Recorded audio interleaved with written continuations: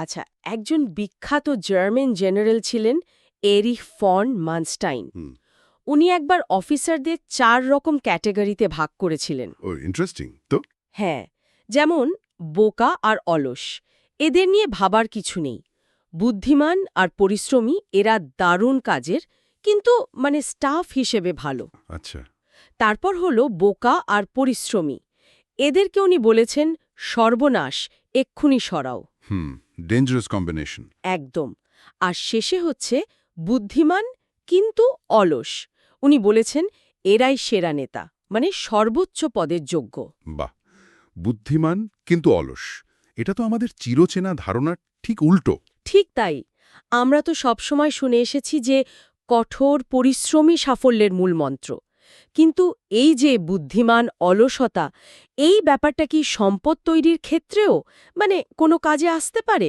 প্রশ্নটা খুবই ভালো, কারণ ওই যে বললেন, প্রচলিত ধারণাটা আমাদের মাথায় একেবারে গেঁথে গেছে যে ধনী হতে হলে দিন রাত খাটতে হবে, হয়তো জীবনের সব আনন্দ বাদ দিয়ে। হুম।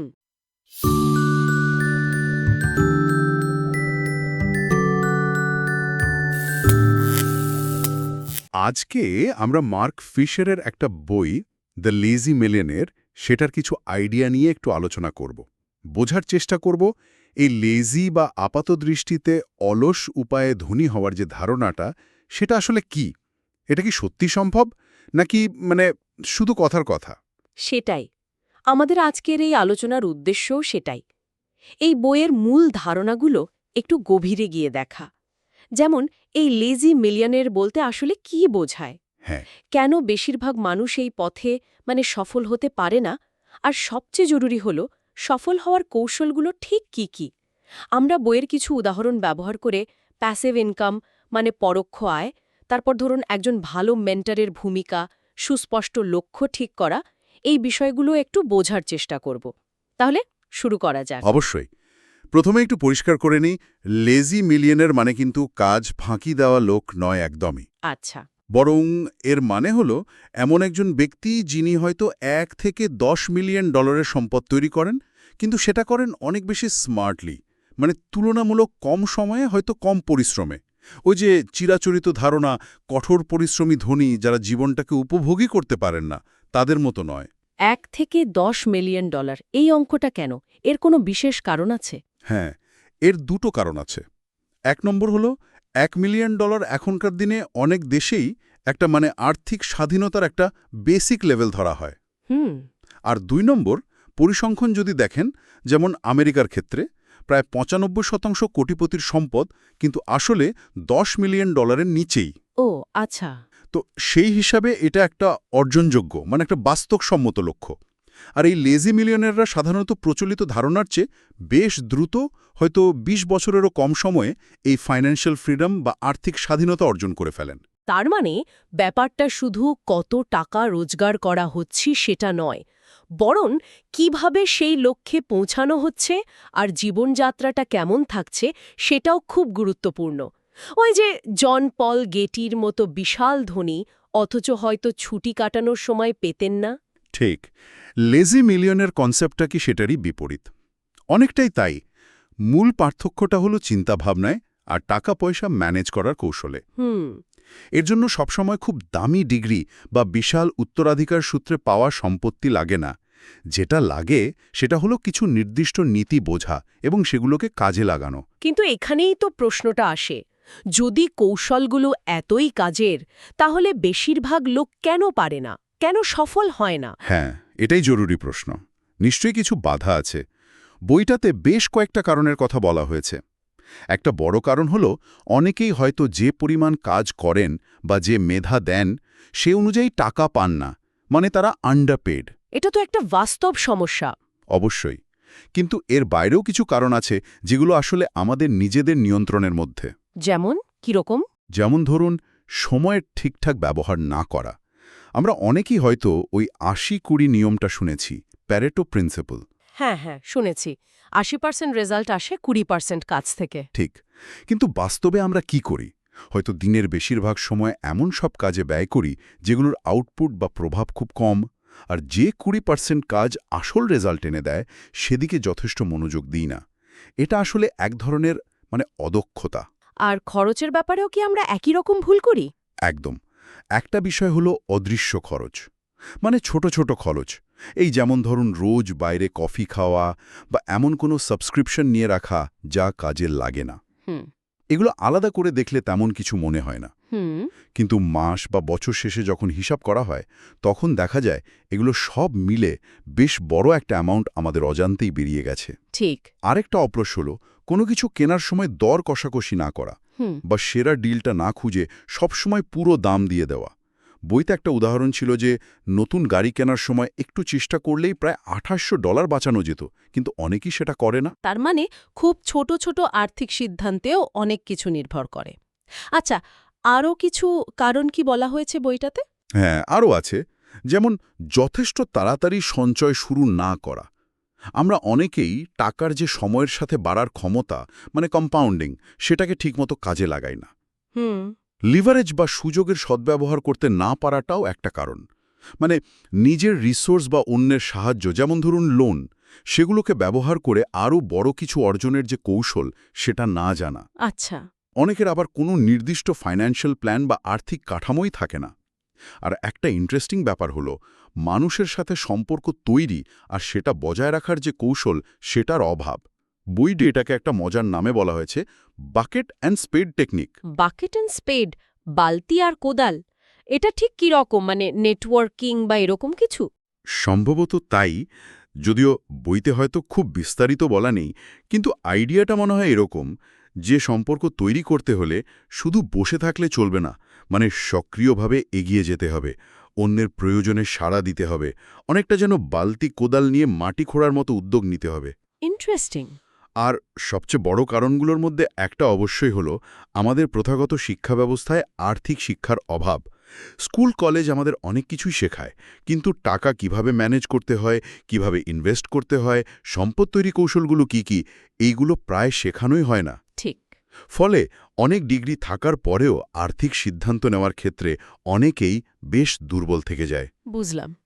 তার মানে সমস্যাগুলো শুধু টাকা কম থাকা নয়, বরং সময়, খরচ, সম্পর্ক, জ্ঞান, এগুলোর ব্যবহারে অনেক ফাঁক থেকে যাচ্ছে।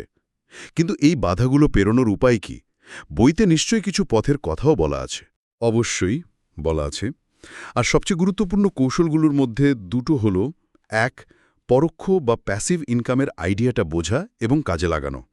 আর ২. একটু অন্যরকমভাবে চিন্তা করার ক্ষমতা, যেটাকে বইতে বলা হয়েছে ডিফারেনশিয়াল থিঙ্কিং। প্যাসিভ ইনকাম বা পরোক্ষ আয়, এই কথাটা তো আমরা আজকাল প্রায়ই শুনি। এটা আসলে কি, আর কেনই বা এটা এত জরুরি? সহজ কথায় যদি বলি, প্যাসিভ ইনকাম হলো সেই আয় যেটা পাওয়ার জন্য আপনাকে সবসময় অ্যাক্টিভলি কাজ করতে হয় না। ধরুন আপনি একবার একটা সিস্টেম তৈরি করে দিলেন, সেখান থেকে আপনার আয় আসতে থাকবে। যেমন?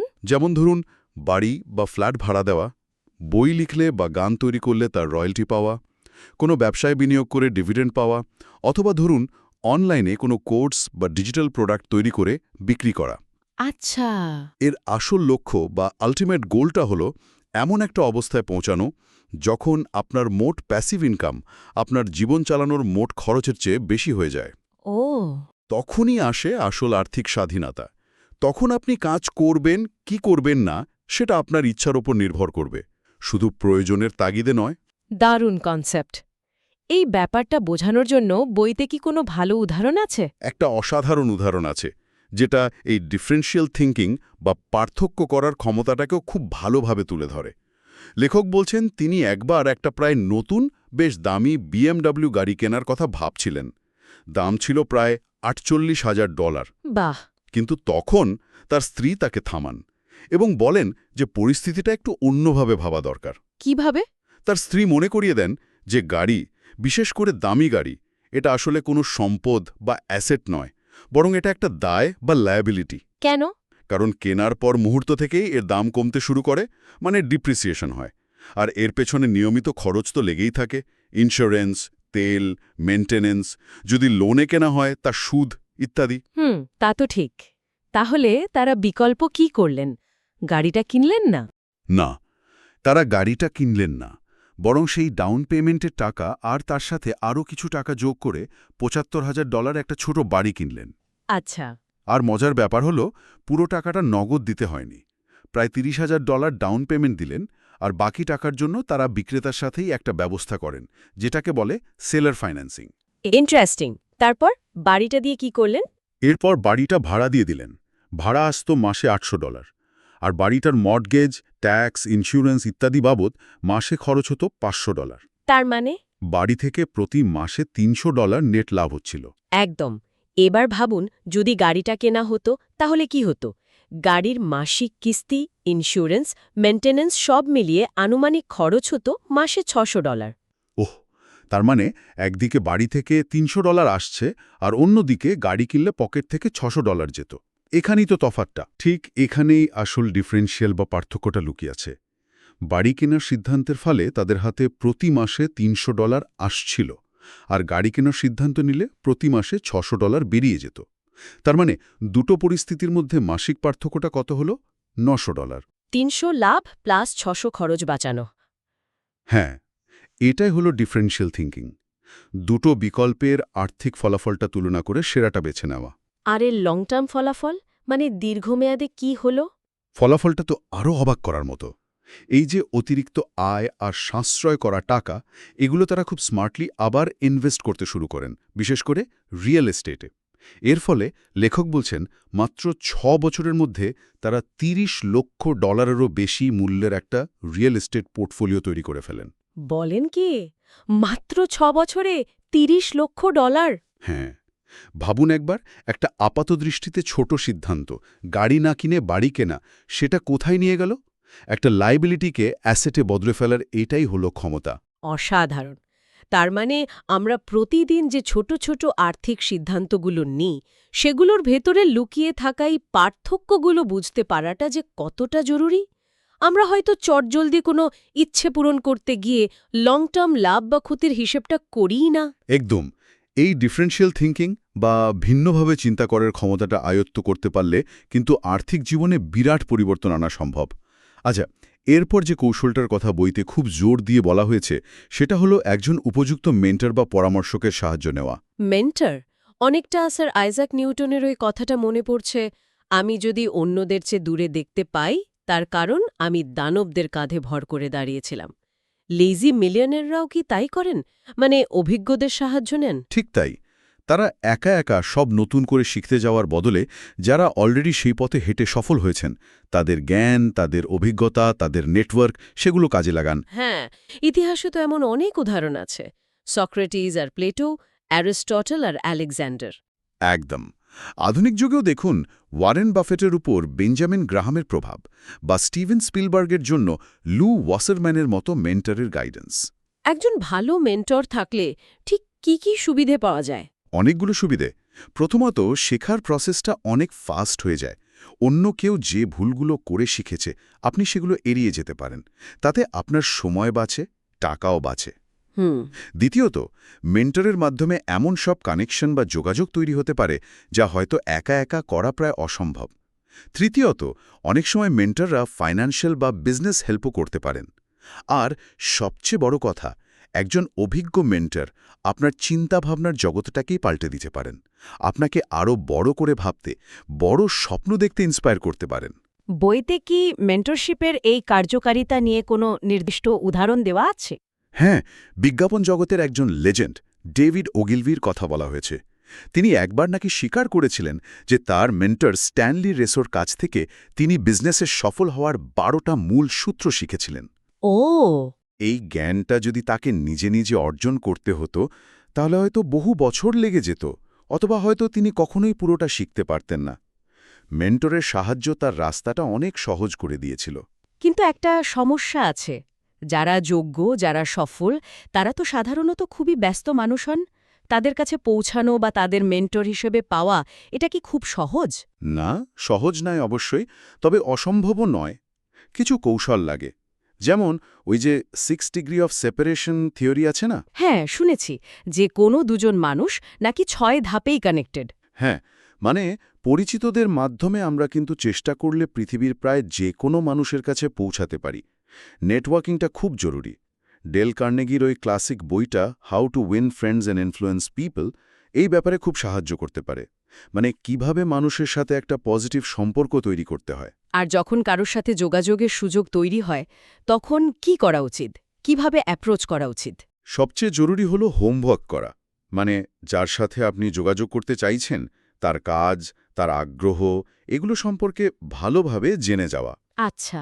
দেখা করার সময় খুব বিনয়ী থাকা, তার কথা মনোযোগ দিয়ে শোনা, ভালো প্রশ্ন করা। আর একটা জিনিস মনে রাখা দরকার, সম্পর্কটা যেন ওয়ান ওয়ে না হয়। মানে আপনি শুধু তার কাছ থেকে চাইছেন তা নয়, আপনিও তার জন্য কিছু করতে পারেন কিনা সেটা ভাবা উচিত। সেটা হয়তো খুব ছোট কিছুই হবে, কিন্তু এই যে আদান প্রদানের মনোভাব, এটা সম্পর্কটাকে টিকিয়ে রাখে। বুঝলাম, তার মানে সঠিক মানুষের সাহায্য নিতে পারাটা সাফল্যের পথকে আসলেই অনেক মসৃণ করে দিতে পারে। আচ্ছা, মেন্টরশিপের পাশাপাশি আর কোনো কৌশলটাকে গুরুত্বপূর্ণ বলা হয়েছে? আরেকটা অত্যন্ত পাওয়ারফুল টেকনিক হলো খুব সুস্পষ্ট, খুব নির্দিষ্ট লক্ষ্য বা গোল সেট করা। সুস্পষ্ট লক্ষ্য। হ্যাঁ, এটা অনেকটা কম পরিশ্রমে বেশি ফল পাওয়ার মতো ব্যাপার। যখন আমাদের লক্ষ্যটা একেবারে ক্রিস্টাল ক্লিয়ার থাকে, তখন আমাদের ব্রেন আর নার্ভাস সিস্টেম সেটাকে অ্যাচিভ করার জন্য অনেক বেশি এফিশিয়েন্টলি কাজ করতে শুরু করে। এর কোনো ভালো উদাহরণ আছে? লক্ষ্য কিভাবে সুস্পষ্ট হতে পারে, এটার কোনো এক্সাম্পল? বইতে কিংবদন্তি গল্ফ খেলোয়াড় বেন হোগানের উদাহরণ দেওয়া হয়েছে। উনি যখন শট নিতেন, তখন নাকি পুরো মাঠ বা গর্তের দিকে ফোকাস করতেন না। উনি ফোকাস করতেন সবচেয়ে ছোট পসিবল টার্গেটের উপর, হয়তো পতাকা দণ্ডের একটা নির্দিষ্ট অংশ বা ঘাসের একটা বিশেষ গুচ্ছ। বাহ! লক্ষ্য যত বেশি স্পেসিফিক হয়, মনোযোগ তত তীক্ষ্ণ হয়, আর শরীরও তত নিখুঁতভাবে কাজ করে। কিন্তু আমরা যখন লক্ষ্য ঠিক করি তখন তো প্রায়ই বলি আমি আরও টাকা আয় করতে চাই, বা আমি ওজন কমাতে চাই, অথবা আমি একটা ভালো চাকরি চাই। এগুলো কি যথেষ্ট সুস্পষ্ট নয়? না, এগুলো আসলে ঠিক লক্ষ্য নয়। এগুলো হলো ইচ্ছে বা আকাঙ্ক্ষা। আরও টাকা মানে ঠিক কত টাকা? ওজন কমানো মানে ঠিক কত কেজি? ভালো চাকরি মানে ঠিক কী রকম চাকরি? কোন পোস্টে, কত মাইনেতে? লক্ষ্য হতে হবে এমন যা মাপা যায় এবং যার একটা সময়সীমা আছে। বইতে কি এমন কোনো উদাহরণ আছে যেখানে কেউ অস্পষ্ট লক্ষ্যের বদলে সুস্পষ্ট লক্ষ্য ঠিক করে খুব দ্রুত সফল হয়েছেন? হ্যাঁ, একটা দারুণ উদাহরণ আছে। এক তরুণীর, তিনি মার্ক ফিশারির লেখা আরেকটা বই, দি ইনস্ট্যান্ট মিলিয়নিয়ার, সেটা পড়ার পর বুঝতে পারেন যে তার তখনকার বার্ষিক আয় $25,000 তার জন্য যথেষ্ট নয়। আচ্ছা। তিনি তখন একটা খুব ক্লিয়ার আর বেশ বোল্ড একটা লক্ষ্য ঠিক করেন। আগামী 1 বছরের মধ্যে তিনি তার আয় বাড়িয়ে $40,000 নিয়ে যাবেন। 25,000 থেকে 40,000 এক বছরে? বেশ বড় লক্ষ্য। হ্যাঁ, এবং ফলাফল?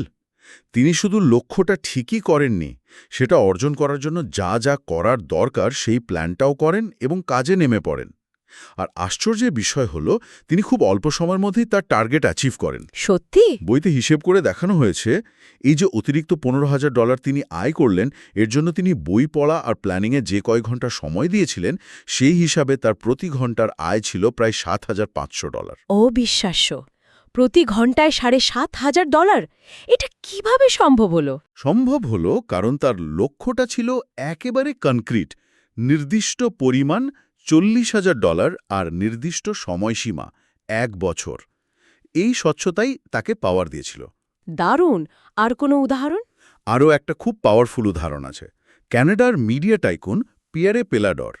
1982 সালে তার কোম্পানি কুইবেকারের সেলস ছিল বছরে $208 মিলিয়ন।